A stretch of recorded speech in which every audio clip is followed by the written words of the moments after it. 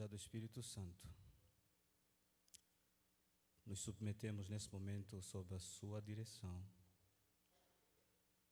de modo que nos leves a experimentar o quão real é sua presença e, através da sua palavra inspirada, nos transformes à semelhança de Jesus Cristo, para que vivamos para a glória do Pai. Nós oramos agradecidos em nome de Jesus. Amém. Hello. How are you? Tá tudo good? Tudo fine? Bom revê-los aqui. Muito bom.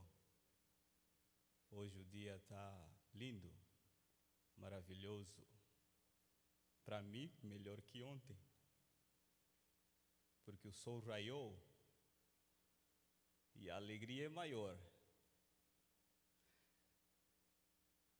Saudamos a todos vocês que nos acompanham pela internet. Graça e paz para vocês e sua família. Feliz sábado a todos vocês. Feliz sábado, feliz sábado, feliz sábado. Eu espero que esteja tudo bem com vocês. E para você que talvez não esteja muito bem, lembre-se de uma coisa: tudo passa. Tudo passa. Até uva passa. Coisas que eu aprendi no Brasil. Uva passa.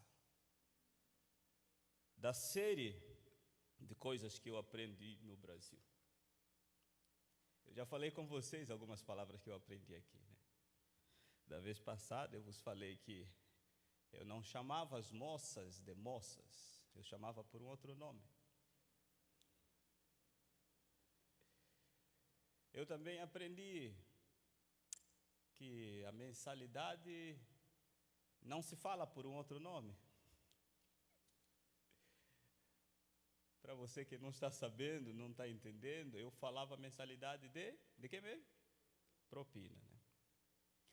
Coisas que eu aprendi no Brasil, algumas frases típicas assim de brasileiros, que eu gosto de ouvir. Pese embora às vezes eu não percebo, mas eu gosto de ouvir. Professor Pedro, às vezes me dá umas assim, né? Fica assim, entendi. No começo da faculdade de teologia, aqui no Brasil, na sala da aula, os colegas, ou mesmo até às vezes o professor, faziam assim algumas piadas, né? Piadas saudáveis. Todo mundo ria, eu ficava assim. No dia seguinte, quando eu entendia, ou quando eu chegava no quarto, eu ficava rindo também, né? Meu sorriso era replay. Mas é assim, a gente vai aprendendo. Ainda mais quando tem choque de cultura, né? E para minha bênção, decidi casar com uma brasileira. Agora pensam quanto eu tenho aprendido todos os dias, né? Sempre sou grato a Deus e com certeza serei eternamente grato a Deus por ter me trago aqui no Brasil. Pelo menos por essa temporada. Estou aprendendo bastante. Hoje eu quero falar para vocês que entre as coisas que nós temos de bem diferente assim, não no idioma só, mas é na linguagem cultural. Olha só, o Oriente tem uma linguagem cultural diferente do Ocidente. Vocês fazem parte do Ocidente, ou seja, nós aqui no Brasil, né? O Ocidente tem um pensamento abstrato e o Oriente tem um pensamento concreto. O oriental diz assim: 2 cachorros vencem um leão. Entenderam? Alguns entenderam, professor Pedro. O ocidental diz a mesma coisa. A união faz a força. Perceberam como é que as pessoas falam a mesma coisa, têm o mesmo objetivo, mas falam de formas diferentes? Então, por isso é que eu gosto muito quando você fala para mim e usa assim coisas. Você atingiu meu coração. Mas aqui no Brasil eu estou aprendendo a cultivar, a desenvolver a linguagem de pensamento ideal, né? Eu admiro como os ocidentais têm a facilidade de idealizar as coisas. Isso é legal também. Por isso é que Jesus lá no Oriente, ele usava muito parábolas, né? Porque lá as pessoas pensam muito por coisas. O reino do céu é que nem uma semente e tudo mais. Isso aí, legal. São coisas que eu estou aprendendo nesse choque cultural aí.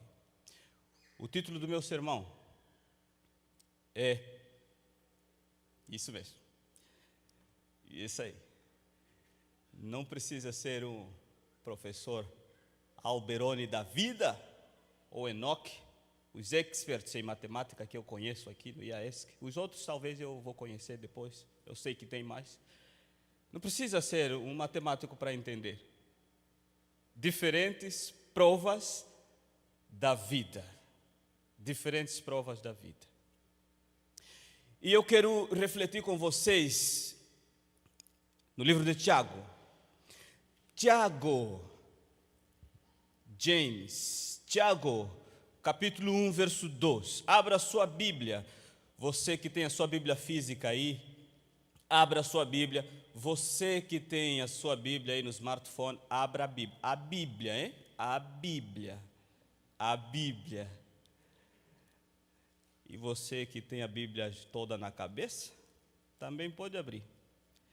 Abra ali no livro de Tiago, capítulo 1, verso 2. Diz o seguinte: meus irmãos, considerem motivos de grande alegria o fato de passarem por diversas provações.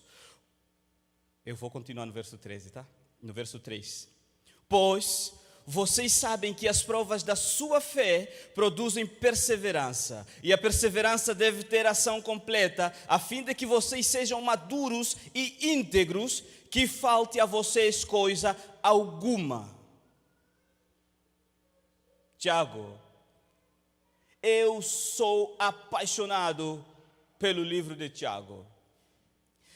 Tiago é um livro que apresenta a vida cristã de maneira muito prática. Alguns reformadores e teólogos atuais até dizem: você quer saber como ser salvo? Leia Romanos. Quer saber como os salvos devem viver? Leia Tiago. Tiago vem apresentar uma teologia prática, uma fé que opera, não simplesmente blá, blá, blá, blá, blá e tudo bonito. Mas na hora de viver, o nosso discurso está muito longe das nossas ações. Tiago, ele diz assim: irmãos, nós precisamos viver. O livro de Tiago tem essa ênfase muito prática do Evangelho. Tiago quer nos mostrar que a palavra de Deus só é vida, ela só é vida para nós quando ela é vivida. Podemos fazer um culto bonito, os sermões mais bonitos da história, porém, se nós não vivemos,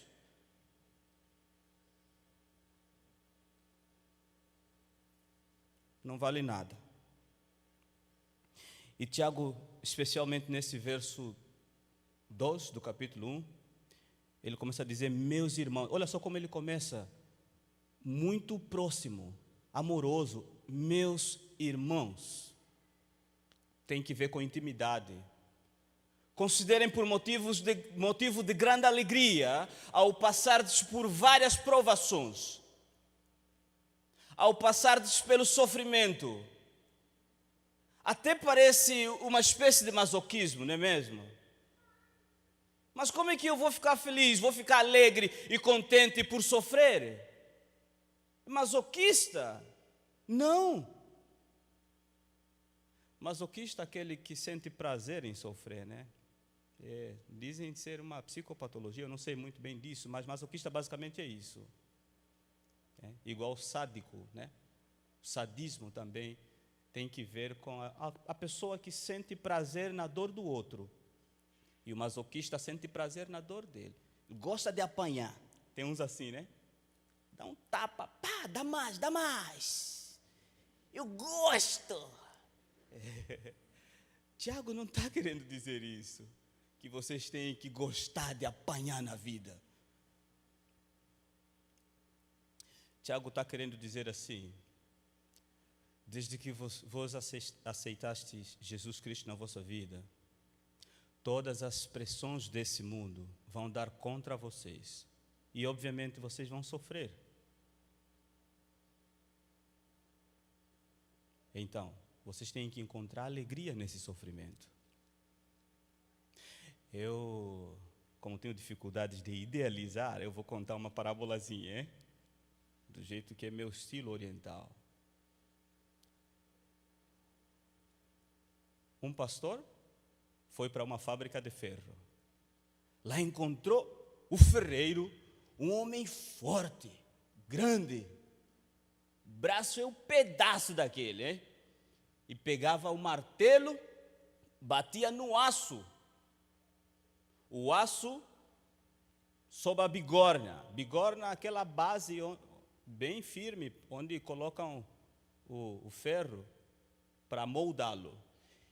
E o ferreiro batia com toda a força. Batia. Só que tinha um outro cidadão lá do lado, ele era o designer. Ele apontava e tirava o dedo. O ferreiro, o grosso lá, o fortão, batia com toda a força. O designer apontava novamente em outro lugar. O ferreiro batia com toda a força. E assim por algum tempo o pastor perguntou: Vlá, eu sei que tu és muito forte, só que já estás muito tempo aí. Mas você não está cansado? Eu percebo que você já está meio ofegante, você deve estar cansado. Troca um pouco com ele. Pese embora ele é magrinho assim, mas talvez ele te ajude por um tempo. O fortão disse: tu mesmo não entendes sobre trabalho com ferro. Quem tu és? Disse: eu sou pastor. Ah, entendo. Teu negócio é Bíblia, Evangelho, né? Vou te explicar uma coisa, ó. Eu sou o ferreiro. O meu trabalho é bater forte. Ele é o designer. O formato ideal do ferro é ele quem sabe, está na mente dele. Entenderam a parábola? Isso mesmo. O trabalho do diabo é bater forte na tua vida. E ele vai bater mesmo. Deus não ocasiona as batidas, os embates, o sofrimento que você passa ou já passou e porventura você vai passar. Deus não ocasiona o sofrimento. Precisa estar muito bem claro isso na nossa mente. Deus não ocasiona o mal. Deus não ocasiona o sofrimento, porém, Ele permite. Porque Ele é o designer. Por isso Romanos diz que todas as coisas cooperam para o bem daqueles que amam a Deus. Não coopera para o bem de todos, tá? Não é de todo mundo. O sofrimento não é boa coisa para todo mundo. O sofrimento só se torna um agente benfazejo depois para quem sabiamente passa por ele. Todo mundo sofre. Eu, antes de conhecer alguns outros lugares diferentes do lugar em que eu nasci, eu pensava que só ali tinha sofrimento. Depois eu comecei a conhecer lugares assim espetaculares que eu só via na TV, nas revistas. Falei, mas como pode? Alguns sofrem porque não têm nenhum pedaço de pão. Outros sofrem porque tem uma padaria que produz pão e não acaba. Alguns sofrem porque não tem nenhum centavo. Outros sofrem porque tem muito dinheiro. A vida é assim. Às vezes meio paradoxal assim. Coloca uma coisa na sua cabeça, meu amigo. Aprenda desde cedo. Alguns adultos estão tentando aprender isso já tarde. Está sendo difícil, está duro, uma sofrência, como diz o brasileiro. Mas você tem o privilégio de aprender desde cedo. Todo mundo sofre. A diferença está em como você passa o sofrimento. com alegria ou com desânimo e espírito de derrota. Quando você está passando por um sofrimento, não entre em parafuso, em desespero, porque eu sou eu, não é porque eu sou eu, não é só você que sofre. É claro, nós precisamos estar sensíveis, empáticos com o sofrimento dos outros. E Deus sabe que você está sofrendo. Talvez a mensagem de hoje é mesmo só para você.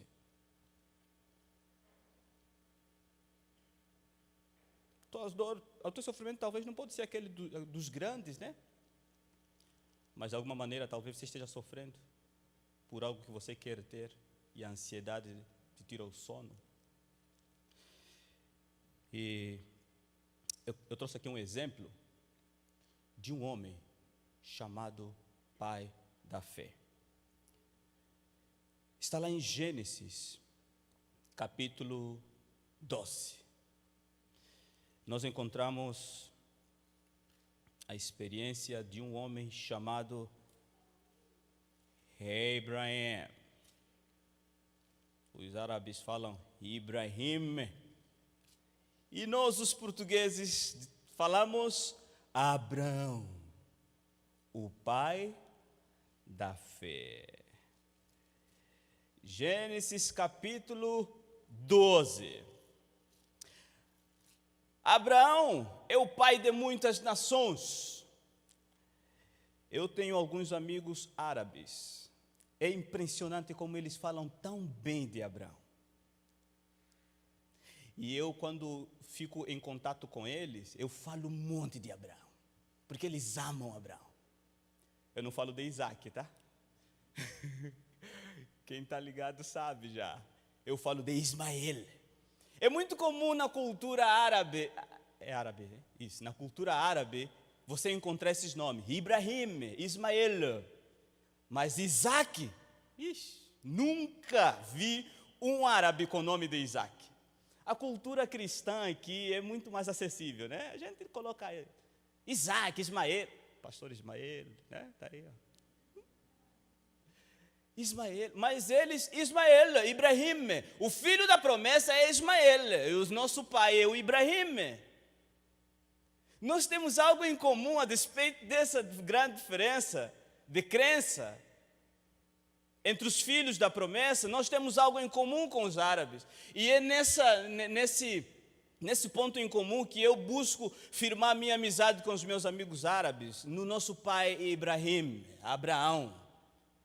Abraão, ele morava numa terra chamada Ur, lá Ur dos Caldeus, e aqui no capítulo 12 de Gênesis, verso 1, diz que então o Senhor disse a Abraão, o Senhor ordenou a Abraão, saia da sua terra, do meio dos seus parentes e da casa do seu pai, e vá para a terra que eu lhe mostrarei.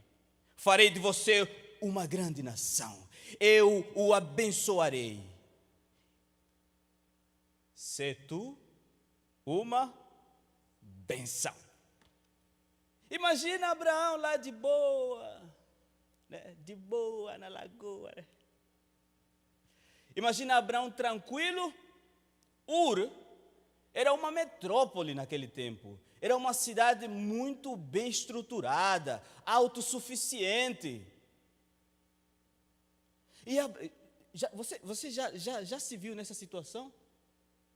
Tudo está indo bem aparentemente, tirando aquele vazio existencial, que na verdade é tudo que nos tira a paz, que faz na verdade não ir tudo bem, mas a gente finge que está aí tudo bem, né?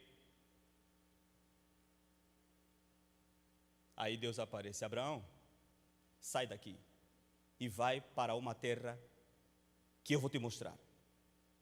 E se tu uma bênção. Eu fico imaginando Abraão. Rapaz,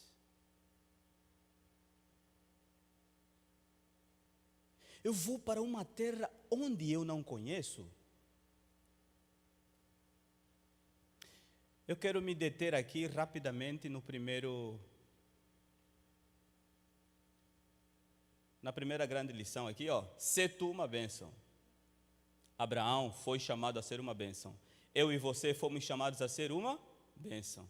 Antes de você saber do lugar onde você vai, você precisa ser. Antes de ter, tu precisas ser. Sê tu uma bênção. Deus não abençoa ninguém para ser melhor que o outro. Deus abençoa para nós sermos melhor para o outro. Entenderam? Deus não nos abençoa para sermos melhor que os outros. Deus nos abençoa para sermos melhor para os outros. Nós vivemos para os outros. Jesus não criou-te para ser feliz. Essa mexeu com sua fé, é? Jesus não te criou para ser feliz. É isso mesmo que você ouviu. Não me confundi no meu português, não. Jesus não te criou para ser feliz. Jesus te criou para glorificá-lo. Gênesis, façamos o homem segundo a nossa imagem e semelhança. Jesus criou você para que quando as pessoas olhassem para você, percebessem, uau, cara, é Deus. Não, ele é um ser humano, pecador, errante, mas é de Deus, irmão. Não tem como. Jesus criou você para isso. E ao glorificá-lo, você é plena e verdadeiramente feliz. Amém? Você entendeu? A gente às vezes tenta forçar a Bíblia.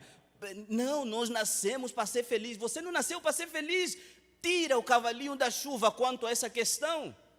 Você nasceu para glorificar o Criador. Quem criou esse microfone sabe o porquê. Para que esse microfone serve? O microfone não tem consciência. Ainda que tivesse consciência, quem tem que dizer para o microfone para que ele foi criado? É o fabricante. Filho, eu te criei para isso. E a Bíblia diz assim: eu criei você para refletir a minha imagem. Esse é o objetivo principal da educação adventista: restaurar a imagem de Deus na criatura. A educação adventista, por isso, ela está além do ensino da matemática, da física, das línguas. Restaurar a imagem de Jesus em você. Jesus nos criou para isso, querido. Deus não chamou você para ser o melhor profissional. Deus chamou você para ser uma bênção através da sua profissão. Se você está a exercer a sua profissão e de alguma maneira não está a abençoar as pessoas pelo que você é e pelo que você tem, você não é feliz. Pode esquecer. Você está a se esforçar a mostrar que é feliz. Sabe por quê? Você e eu talvez não estejamos vivendo dentro do propósito principal pelo qual nós fomos criados: glorificar a Deus. Nós precisamos nos parecer com Jesus. É um missionário que foi lá nos fundos da África e começou a evangelizar lá o povo tal, mas ele viveu tão intensamente a missão que até perdeu a esposa no meio da missão. E ele viveu toda a sua vida lá. Ele queria descobrir a foz do rio Nilo. E nessa busca ele morreu. Quando os nativos de lá, que já foram evangelizados, encontraram-lhe ajoelhado. Se Jesus viesse hoje, ou se a morte te surpreendesse, como você estaria? Free Fire.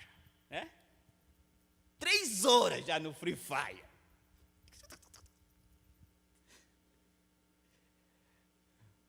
É isso aí? A morte te surpreenderia fazendo isso? O que é que você costuma gastar mais tempo? Isso revela muito o teu propósito de vida. Esse missionário deixou um legado tão forte que quando ele era um estadunidense, quando os colegas dele, os conterrâneos foram lá, evangelizar novamente, começaram a ensinar sobre Jesus. Jesus era assim, Jesus é assado, Jesus é cozido, Jesus é bondoso, Os nativos lá falaram, não, nós já conhecemos esse Jesus, nós já conhecemos, mas não, ele viveu aqui entre nós. Eu falei, não, esse Jesus viveu há mais de 2000 anos atrás. Não, nós conhecemos ele. Olha, ele morreu aqui nessa árvore. Eu falei, não. Sabe quem era esse Jesus? David Livingstone, o maior missionário que o mundo, um dos grandes missionários que o mundo já conheceu, que evangelizou grande parte da África. As pessoas confundiram-lhe com Jesus. Tem um africano, angolano, que estava colportando nas regiões de São José dos Pinhais, num bairro chamado Bandeirantes, em Curitiba. Aí ele foi visitar uma família e começou a falar de Jesus, tal. E sempre tinha uma criança que gostava de brincar com ele, né? Ele prestava atenção nos adultos e também na criança, tal. Só que vira e mexe, ele passava todos os dias aí de manhã, e a criança olhou assim para ela, falou assim, eu conheço Jesus. Ei, quem é Jesus? Falou, Jesus é você, eu conheci. Uau! Jesus não é esse aí que você está mostrando nesse livro. Sabe aquele Jesus eurocêntrico? É. Nossa, eu não sabia. Mamãe, Jesus é preto. Alguns me perguntam, Jesus, o que você acha que Jesus é branco ou negro? Eu falo, para mim Jesus é Deus que se fez homem. Poderia ser esquimó, índio, sei lá, africano, asiático, até mesmo esse europeu que pintam por aí. Para mim Jesus é Deus que se fez homem e ponto final. Mas o mais importante é que as pessoas precisam ver Jesus nesse africano também. Que as pessoas olham além da cor da pele, do cabelo. Nossa, eu vi Jesus em você. Isso é ser uma bênção. E a gente vai passando por essas provas enquanto fomos chamados para ser uma bênção. Você vai passando pela prova do onde. Abraão não sabia. Talvez você está passando pela prova do onde, não sabe onde encontrar solução. Na Bíblia, os lugares têm que ver mais com pessoas do que com a própria geografia. Onde? Talvez nessa manhã eu esteja falando para você que está passando na prova do onde. Onde eu vou encontrar paz, solução, sucesso, bem-estar, tudo que eu procuro para preencher esse vazio existencial que corrói a minha alma. Lembre-se de uma coisa: pela fé, Abraão, ao ser chamado por Deus, obedeceu e saiu para uma terra que Deus lhe prometeu dar, e deixou o seu próprio país, sem saber onde ia. Faça escolhas sábias e viva pela fé. Keep calm. E descansa. Não é descansar de passar o dia a dormir, é de trabalhar, mas com consciência tranquila, tá? Nada de picar fumagem. Segunda prova, a prova do quando. Talvez você esteja passando na prova do quando. Você está esperando uma bênção, já faz tempo que você ora por algo ou por alguém, mas parece que não acontece, não vinga. Lembre-se de uma coisa: pela fé, Abraão peregrinou na terra prometida como se estivesse em terra estranha. Viveu em tendas, bem como Isaac e Jacó, e co-herdeiros da mesma promessa, pois ele esperava a cidade que tem alicerces, cujo arquiteto e edificador é Deus. Aprenda a esperar. A gente vive num tempo da famosa síndrome do pensamento acelerado, né? A gente não sabe mais esperar. Manda um WhatsApp, nossa, até visualizou mesmo, me ignorou. Você não sabe por quê, filho. Dá o benefício da dúvida, meu irmão. Não sabe esperar. Eu preciso aprender isso. Talvez você precisa também. Tudo fast, né? Fast food, fast fé, até fast fé. É uma fé que dentro da igreja está vibrante. Quando sai daqui, has gone away, foi embora. Um amor fast. Irmão, eu te amo dentro da igreja. Oi, beleza, aquele tal. Chega aí. Tudo fast, descartável. A gente nem sabe mais esperar, né? Na prova da vida, se você quer ser um vencedor, espere pelo tempo de Deus, mesmo sem saber quando. Viva tranquilo. Busque fazer as coisas com sabedoria e confie. Isso vai te dar paz, mesmo no meio das guerras. Na prova do como, a penúltima. Está esperando por um milagre? Imagina, Abraão, você vai ser pai de uma grande nação. As pessoas perguntando, quem é você? Abraão, pai de uma grande nação. Tá, onde é o teu filho? Não tenho. E a tua esposa? Ela é estéril, não faz filho. Está faltando uma peça aqui. O cara nem tem filho, está dizendo que pai de uma grande nação. A fé nos leva a sermos vistos, às vezes, como tolos, loucos. Você fala, vai dar certo. Já viu esse filme, cara? Mas vai dar certo. Esquece. Abraão, imagina Abraão. Imagina Sara. Amor, já não sabemos onde. A terra, eu não conheço, não vi no Google Maps, não vi nem na foto, nem nada. Eu só sei que é uma terra lá. Já nem sei quando vou chegar. E agora vem com essa história de que vou ter filho. Como isso vai acontecer? Querido, na jornada da sua vida, se você deseja ser um vencedor, confie naquele que tudo pode. Amém?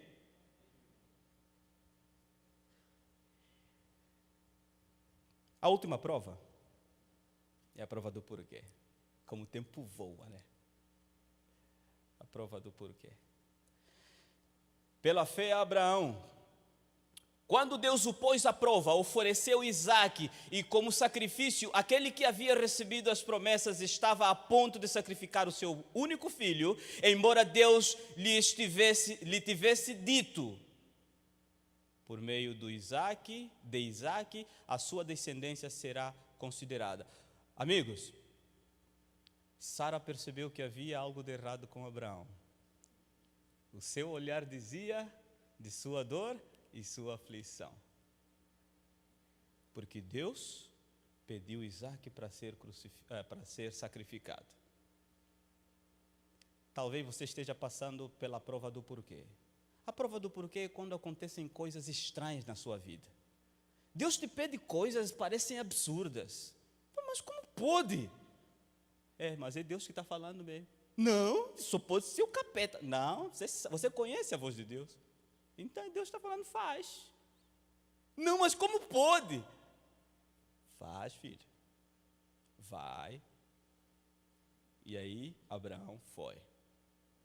E é interessante a obediência desse rapaz, né? Ele foi. Se deixou, se submeteu à fé do Pai. Bendita a fé de nossos pais. Inspiram nossos ideais. Querido, se você está passando na prova do porquê, lembre-se de uma coisa. Faça decisões sábias. E procure confiar, mesmo sem você entender. A fé não é ausência de dúvida. A fé é confiar em Deus, a despeito das dúvidas. Antes, pelo contrário, a dúvida pode servir como um gatilho para você exercer fé.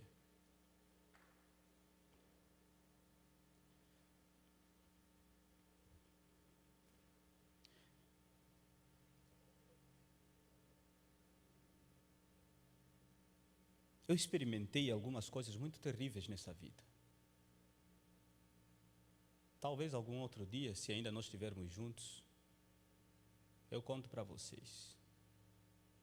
Mas eu já experimentei algumas situações que você se pergunta assim, why? Por quê? Sabe aquele porquê do fundo do coração? Não é aquele porquê, por que o tempo está acabando? Por que nós vamos ter que ir para ali em vez daqui? Não, é aquele porquê que destrói toda a nossa existência. E esse porquê, Jesus fez na cruz. Eli, Eli, lama.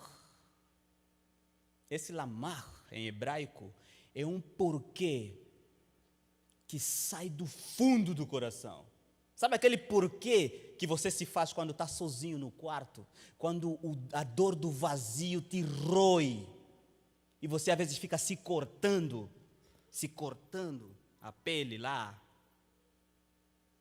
Na verdade, você não quer acabar com o seu corpo, você quer acabar com a dor e pensa que acabando com o seu corpo, você vai acabar com a dor. Deus hoje está dizendo assim, filho, pese embora tu sintas o meu silêncio estranho, mas eu não estou impotente, eu estou presente. Filho, filha, keep calm. Eu estou aqui. Como diz um compositor muito inteligente, meus pais me disseram que sábios não falam muito. Ao invés de falácias, eles preferem a eloquência dos atos. Falácias sem freio é virtude para os tolos. Atuar em silêncio é a glória de poucos. Se o Senhor tem ficado em silêncio em sua vida, em meio às provas de sua vida, em meio à dor que te rói a alma, se o Senhor tem ficado em silêncio, pode ser uma linguagem de amor. Há um mundo, há uma mente que é tão barulhenta, que é tão ansiosa, que é tão instável. E seu silêncio pode ser um favor para salvar você. Eli, Eli, lama sabachthani. Aí Deus apareceu, o Pai apareceu, né? Filho, o que fizeram contigo? Estás aí na cruz. Acha que Deus fez isso, o Pai? Houve um silêncio estranho. Talvez você esteja passando, ou já passou, ou vai passar. Você que está aqui, menor de idade, ou maior, sei lá. Fique ligado. A vida prega peças duras. Você precisa estar preparado para elas. Não ignore essa mensagem. Não é para mim, não. Eu não me encaixo em nenhuma dessas provas. Vai se encaixar. Daqui a pouco, enquanto você estiver vivo, você vai se encaixar numa dessas provas. Já se prepare. Fé. Vou deixar esse casal lindo cantar. Durante a música, você medite, reflita nessa letra. E em oração, diga assim, Santo Espírito, Pai, me ajuda. E deixa o Espírito Santo fazer a sua obra, falar além do sermão. Por favor.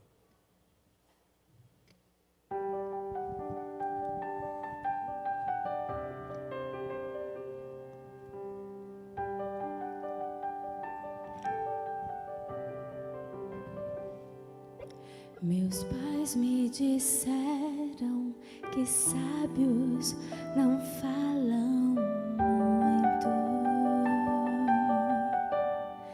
que ao invés de falácia preferem a eloquência dos atos. Falácias, creio, virtude do tolos. Atuar em silêncio é a glória de poucos. Se o Senhor tem ficado em silêncio, pode ser a linguagem do amor em um mundo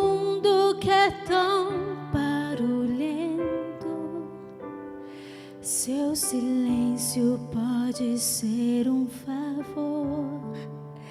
Eu aceito, Senhor, teu silêncio e o sigilo dos teus planos pra mim. Entendi que ao invés de falácias, por ser sábio, tu preferes agir em silêncio.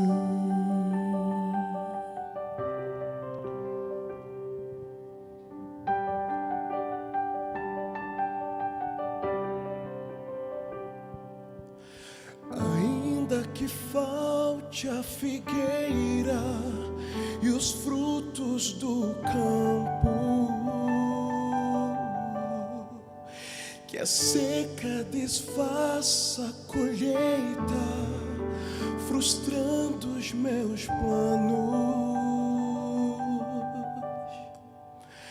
Ainda que falte resposta ao clamor, eu me alegro em viver as razões do Senhor.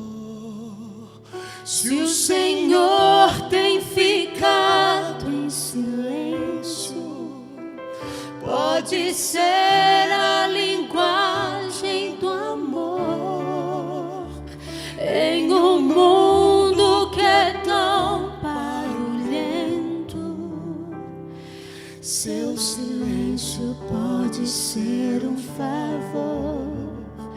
Eu aceito, Senhor, teu silêncio e o sigilo dos teus planos pra mim.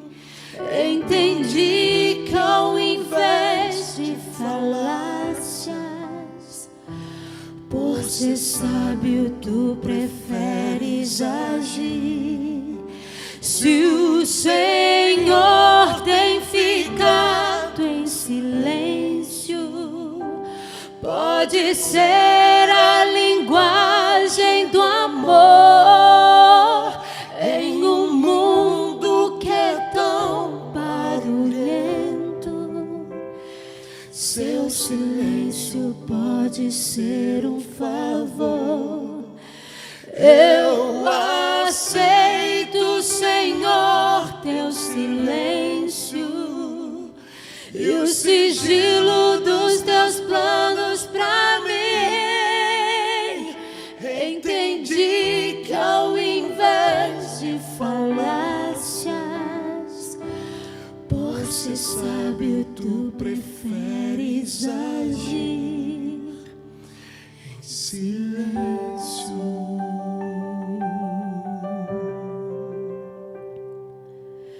Por ser sábio, tu preferes agir em silêncio.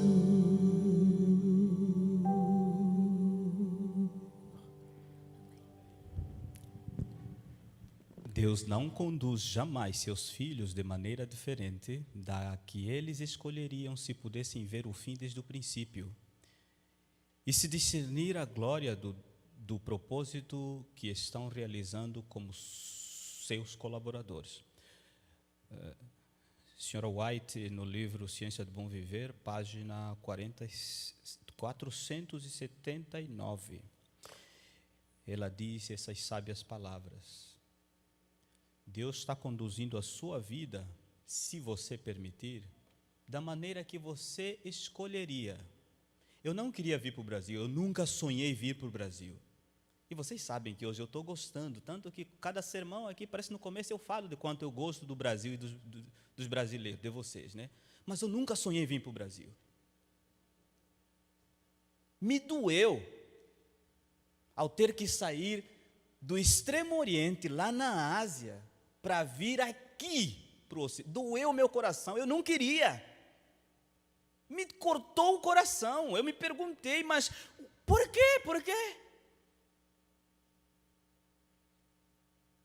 Hoje, se Deus me pedisse para escolher, a maneira como Ele vai dirigir a minha vida, eu iria escolher essa mesma maneira. Mas doeu, hein? Doeu. Deus tem 1000 maneiras de suprir nossas necessidades, das quais eu e você não sabemos sequer uma. Viva uma vida pela fé, em meio a tudo isso, em meio aos porquês, nem vou falar mais disso, em meio ao onde, quando, como e porquê, viva pela fé. Seja sábio e viva pela fé. Você nasceu para ser uma bênção, querido. Não fique mais sangrando por cima de quem não te feriu. Viver uma vida amarga, só querendo que o outro seja pior que você. Sabe aquele negócio que, eu estou lascado, o outro tem que estar mais lascado que eu ainda. Você não nasceu para isso. Você não vai ser feliz vendo o outro pior que você. Você só vai ser mais infeliz ainda. Lembram que o pastor ontem falou aqui? Estava tendo senso de improdutividade e tudo mais. Deus lhe deu um insight, uma luz, que ele começou a servir e ele começou a sentir bem. Não foi isso, pastor? Nós vivemos para abençoar. E quando você vai abençoando as pessoas, trata bem as pessoas, de verdade mesmo, não é fingimento, não, para fazer bonito, para inglês ver. Né? Tem um fazer bem que é para fazer bonito na selfie. Quando você faz de verdade o bem para as pessoas, eu tenho experimentado isso. Eu sou pecador igual vocês, talvez pior. Eu sei, eu tenho que me lembrar todos os dias que eu nasci para ser uma bênção. Eu sou feliz quando eu vivo isso. E meu convite para você hoje é esse. Em meio aonde, as dúvidas do onde, quando, como e porquê, viva sabiamente pela fé. Eu quero convidar você a se colocar em pé, em resposta a esse convite que eu fiz durante o sermão de viver pela fé, e vamos orar juntos.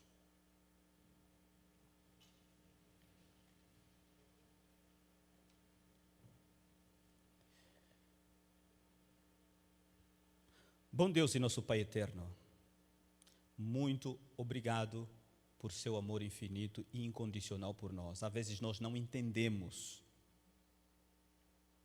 mas pela sua palavra podemos ter certeza que o seu amor é real, é concreto, o seu amor é transformador. Muito obrigado, Pai. Às vezes a nossa mente finita entra em parafuso, nós não entendemos nada, só ficamos revoltados e ficamos desentendidos, desenganados, mas nós em Ti, através da sua palavra, podemos encontrar paz, segurança e descanso. Obrigado, Senhor, porque os seus planos a nosso respeito está além das coisas que esse mundo pode oferecer. Muito obrigado, porque a nossa esperança não se limita nessa terra e nas coisas dessa terra. Ajuda-nos a cada dia, Senhor, a percebermos, a vivermos isso de maneira prática e a vivermos o propósito pelo qual nós fomos criados, glorificar o Teu nome, sendo uma bênção nessa terra. Ao sairmos daqui, o nosso coração tende a se esfriar. Às vezes nós ficamos assim, parece que estamos pegando fogo e vamos viver e agora vai dar certo, mas depois o vento frio dessa vida sopra e acaba nos deixando novamente na mornidão ou até mesmo na frieza. Nos perdoe pelas vezes que nós já fizemos isso, mas dessa vez, Pai, mesmo quando não conseguirmos mais com os nossos próprios pés caminhar, nos leve no colo, nós te damos essa liberdade. Nos carregue no colo, o que nós queremos é chegar lá, no lugar eterno, onde tudo é eterno, a alegria, a felicidade é eterna, porque a sua presença é eterna. Mas desde já nós queremos começar a experimentar hoje e agora. Nós oramos, Pai, especialmente por aqueles que estão passando por uma prova dessas 4 que nós estudamos essa manhã. Especialmente nós mencionamos em nome de todos esses o pedido da nossa querida amiga internauta, de uma outra amiga que está com suspeita de Covid. Por favor, Pai, nesse momento, faça ela sentir o quão real é sua presença na sua vida e que isso seja suficiente para que, a despeito do que aconteça ou que possa acontecer, ela viva em paz. Manifestamos o nosso desejo é que ela seja curada e continue vivendo para a sua glória, mas que a sua vontade acima de tudo seja feita para a sua glória. Bom Deus e Pai, nos colocamos nas Tuas mãos. Nos ajude a andar e viver sempre em espírito de humildade e oração e a melhorarmos a cada dia, sermos uma bênção para o próximo, glorificando o Seu nome. Por Jesus Cristo nós oramos agradecidos. Amém, Pai.